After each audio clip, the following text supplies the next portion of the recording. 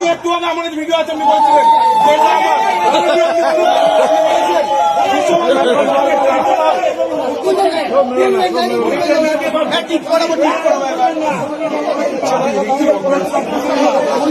কেউ মারবি না, কেউ মারছি না, উঁচু বিষয় কোথায় গেল?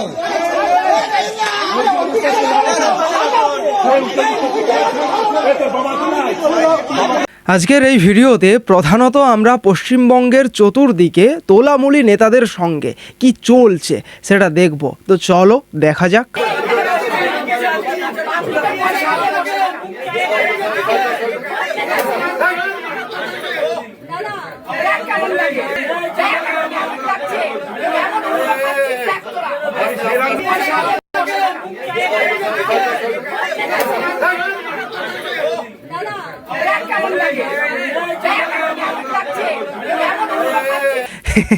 ভাই এ তো যা সিচুয়েশান দেখছি তাতে তো যারা তোলামূল দলটা করতো তাদের তো সবার পেছন ফাটছে। বিশেষ করে যারা তোলামূলের হয়ে সাধারণ মানুষের থেকে তোলা তুলেছিল তারা তো আর এসব দেখার পর বাড়ির থেকেই বেরোতে পারবে না। অবশ্য কেউ কেউ বাড়ির থেকে বেরিয়ে আবার সাধারণ মানুষের থেকে যে তোলা নিয়েছিল না সেটা ফেরতও দিচ্ছে। এই ভিডিওর মধ্যেই রয়েছে, ধীরে ধীরে আসবে পরপর, দেখতে থাকো।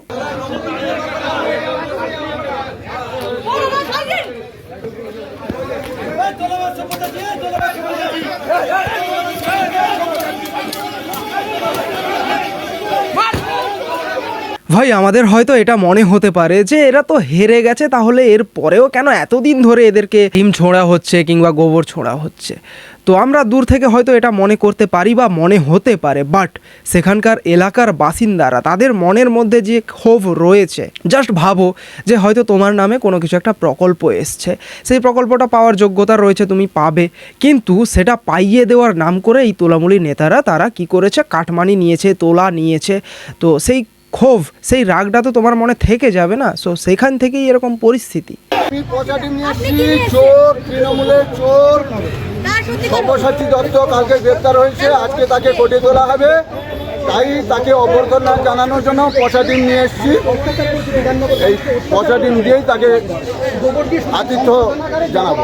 দেখে নেব, করে নেব। বিজেপির ফ্ল্যাগ লাগাতে দিত না একটা পর্যন্ত আমাদেরকে। মানুষের উপর নিয়ে এসেছি, কি করবেন? এই যে ডাকাত আছে সব্যসাচী দত্ত, তাকে গোবর ছুঁড়ে মারবো আমরা, তাকে গোবর দিয়ে শুদ্ধিকরণ হবে।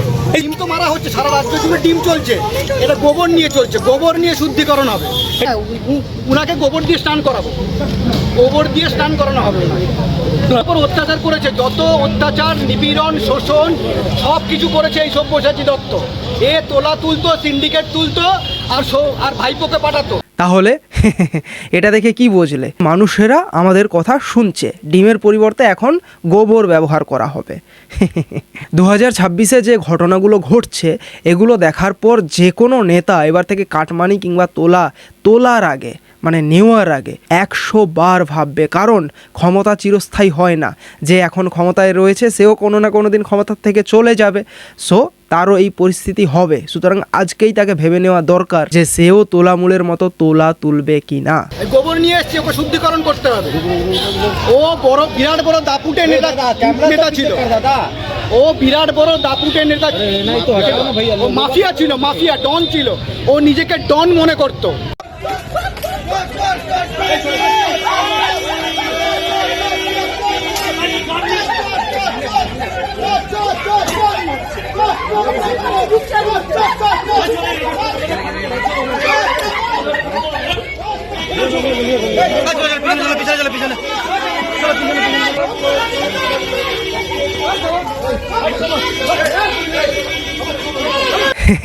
ভাই তোলামূলের প্রধান স্লোগান ছিল না, মা, মাটি, মানুষ। আজকে সেই তোলামূলেরই পায়ের তলায় মাটি নেই, মায়েরা ডিম ছুঁড়ছে, আর মানুষ এত পরিমাণ ঘৃণা করছে যে হাত থেকে ভোটের কালি উঠতে না উঠতে তোলামূল দলটা চিরতরে উঠে গেল। আমরা জানতাম যে তোলামূল দলটার পতন ঘটবে, তাই বলে এরকম শীঘ্র পতন এটা ভাবিনি।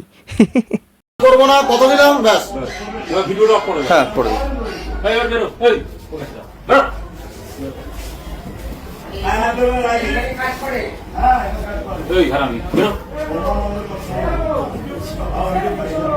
তুই এখানে দুই নম্বর লুকিয়েছিস কেন? তোর সব হয়নি, তোকে দেয় দাদা, কেউ বলবে না। তোকে কিভাবে যত্ন করে বল, তোর যখন সমস্যা দিয়েছিস কেন? চটি চাটাগুলো এখন লোকানোর জায়গাটাও পাচ্ছে না, কাপড়ের গোডাউনের নিচে লুকোচ্ছে। হবে কাপড়ের গোডাউনের নিচে লুকিয়ে লাভ নেই, তোরা যদি এখন গর্তের ভেতরেও ঢুকে থাকিস না, শুভেন্দু অধিকারী তোদেরকে টেনে বের করে আনবে। নামখানা শিবরামপুর গ্রাম পঞ্চায়েত এলাকায় আবাস যোজনা দ্বিতীয় কিস্তির টাকা পাইয়ে দেওয়ার নামে উপভোক্তাদের কাছ থেকে ৫,০০০ টাকার অর্থ নেওয়ার অভিযোগ ওঠে পঞ্চায়েত সদস্যর বিরুদ্ধে। পরে একটি সভা ডেকে ৪৫ জন উপভোক্তার হাতে ৫,০০০ টাকা করে সকলের হাতে ফেরত দেওয়ার ঘটনাও প্রকাশ্যে আসে। তাহলে এখান থেকে আপনাদের কি শিক্ষা নেওয়া উচিত? আপনাদের এলাকায় যদি কোনো তোলামূলের নেতা এইভাবে কাটমানি নিয়ে থাকে, অবশ্যই সেই সমস্ত তোলামূলের নেতাকে এখন পাকড়াও করুন, ধরুন এবং তাদের থেকে কাটমানিটা ফেরত চান এবং কাটমানিটা ফেরত নিন। সেই সঙ্গে ছেড়ে দেবেন না, তাদের মুখে চুনকালি মাখিয়ে গোটা এলাকাটা ঘোরান। শুধু কাটমানি ফেরত নিলে হবে না, তাদেরকে শাস্তিও তো দিতে হবে। তাই জন্য গোটা এলাকা মুখে চুনকালি মাখিয়ে ঘোরান। বেতন দেয়, সেই বেতন বন্ধ করা দেয়নি, সেই টাকা মেরে দিয়েছে সম্পূর্ণ সমস্ত লোকে, যারা ঘুষ দিতে তাদের টাকা পেয়েছে।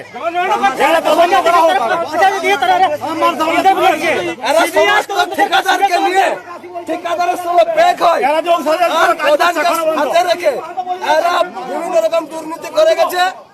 আবার এরা এখনো ওই রাজ চালাতে যাচ্ছে। তা আমরা চাইছি জনগণ হিসাবে এই হিসাবে বসানো।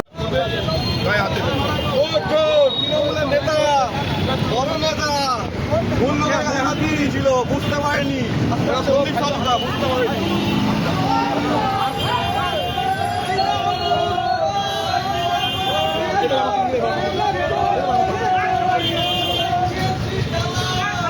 পুলিশের হাতে তুলে দেওয়া হলো।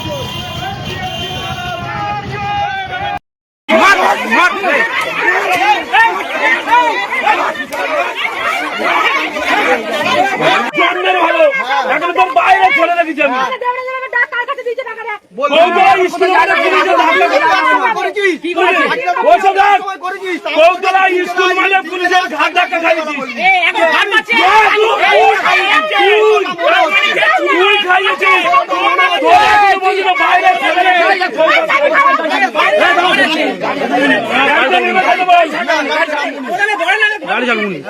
আসলে ভাই গত 15 বছরে, বিশেষ করে গত 10 বছরে এরা মানুষকে যে পরিমাণ লুটেছে, তাতে করে এখন আর মানুষ এদের কোনো কথাই শুনবে না।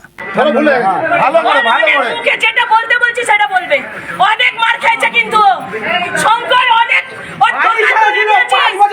কিচ্ছু বলিনি, কিচ্ছু বলিনি। তখন আমরা নিরুপায় ছিলাম। বলতে হবে বিজেপি করার জন্য যে যে অত্যাচার করেছি আমি ক্ষমা চাইছি। আমি একজন তৃণমূল কর্মী, তোরা বিজেপি করার জন্য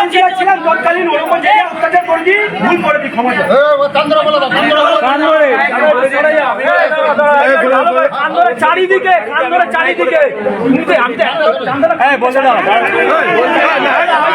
সবাইকে দেখা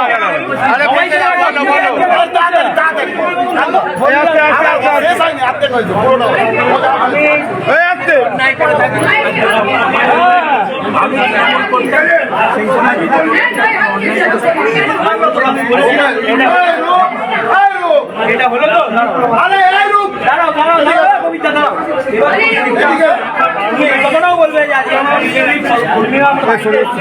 কথার মাধ্যমে মীমাংসা হয়েছে। আমার কিছু ভুলভ্রান্তি ছিল, আমি সেটা মিটিয়ে দিয়েছি। আমার গায়ে কেউ হাত দেয়নি, কথার মধ্যে মিটেছে। যেটা হয়েছে তোমার